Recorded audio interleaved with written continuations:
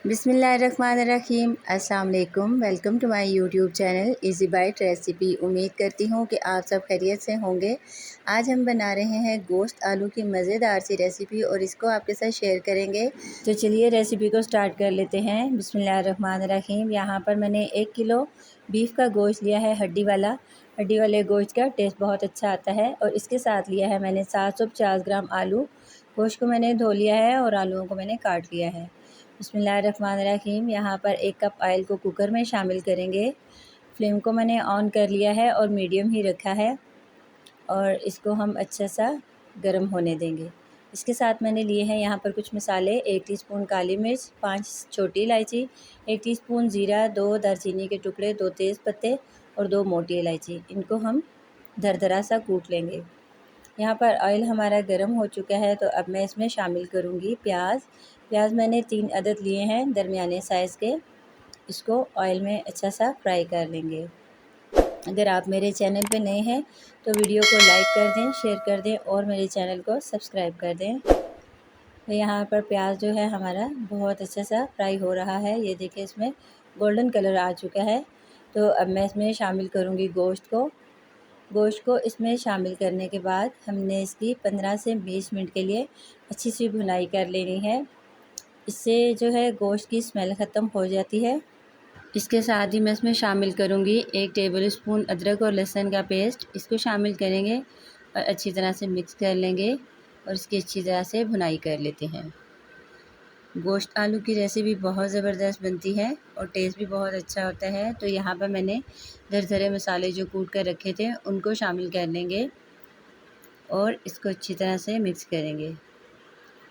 Flame को हमने medium ही रखा हुआ है और मीडियम फ्लेम पर हम गोश्त की अच्छी तरह से भुनाई कर लेते हैं। जितने अच्छे तरीके से गोश्त की भुनाई करते हैं उससे टेस्ट बहुत अच्छा सा आ जाता है। तो गोश्त की भुनाई करते वक्त हमने कोई भी कंप्रोमाइज़ नहीं करना। और इसमें अब मैं शामिल करूँगी मसाले। 1 टीस्पून नमक का और 1.5 टीस्पून मैंने लाल मिर्च का पाउडर लिया है। इसके साथ हाफ़ टी स्पून मैंने हल्दी पाउडर लिया है।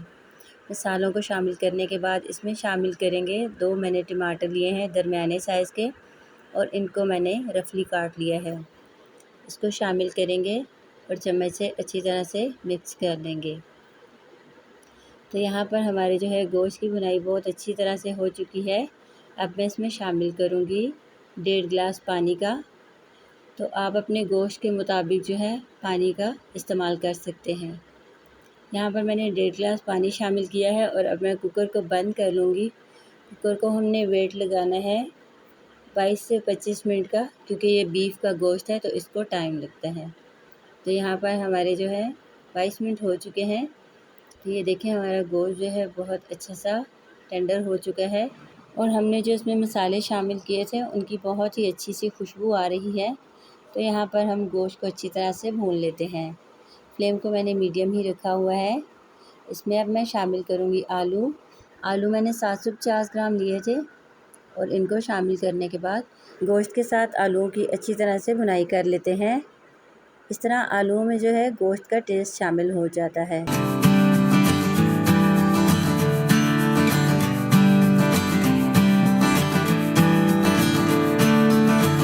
तो यहाँ पर मुझे गोश्त और आलू को भूनते हुए 5 से 7 मिनट हो चुके हैं। अब मैं इसमें शामिल करूँगी हाफ़ कप दही इसमें शामिल करेंगे। इससे ग्रेवी में बहुत ज़बरदस्त सा टेस्ट बन जाएगा। यहाँ पर मैंने 1 टीस्पून धनिया पाउडर लिया है।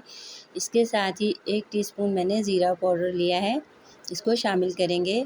इन मसालों को शामिल करने के बाद गोश्त और आलू को हम मज़ीद 2 से 3 मिनट के लिए अच्छा सा भून लेते हैं और बहुत ज़बरदस्त सी इसकी खुशबू आ रही है और इंशाल्लाह इसका टेस्ट भी बहुत ही अच्छा होगा। आप भी ये रेसिपी ज़रूर ट्राई कीजिएगा।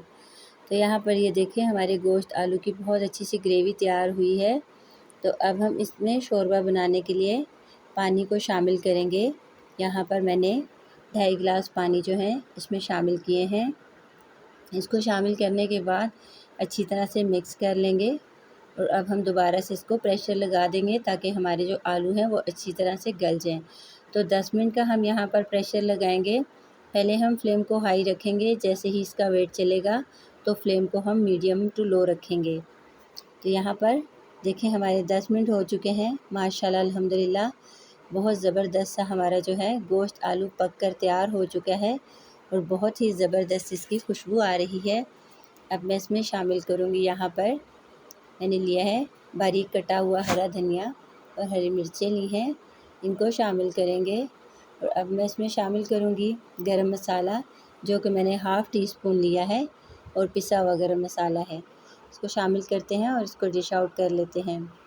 तो माशाल्लाह अल्हम्दुलिल्लाह बहुत ज़बरदस्त सा हमारा बहुत टेस्टफुल गोश्त आलू की जो है रेसिपी तैयार हो चुकी है। उम्मीद करती हूँ आपको हमारी आज की रेसिपी पसंद आई होगी। अपना बहुत ख्याल रखिएगा, दुआओं में याद रखिएगा। मिलते हैं इंशाल्लाह नेक्स्ट वीडियो में। अल्लाह हाफ़िज़।